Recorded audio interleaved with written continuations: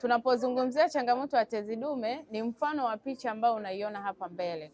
Picha inaonyesha kwamba kuna upande wa saratani ya kansa ya tezi dume, lakini pia kuna upande wa tezi dume ambayo iko nomo. Kwenye upande wa nomo, kibofu cha mkojo kiko wazi kabisa na ni rahisi unapopata mkojo haja kuweza kutoka yote. Lakini kwenye upande wa saratani ya tezi dume, kibofu kinaonekana kimeanza kuziba ama kimevimba, kinaanza kujifinya. Kwa hiyo ni rahisi wewe kuweza kupitia hali ya mkojo kutoka wote na kubaki. Na hiyo moja kwa moja inaweza ikaathiri figo, lakini pia inaweza ikaathiri kibofu na kubaki ule uchafu ambao unabaki katika mfumo wa kibofu unaenda kuathiri kwa kiwango kikubwa sana mle katika lile eneo.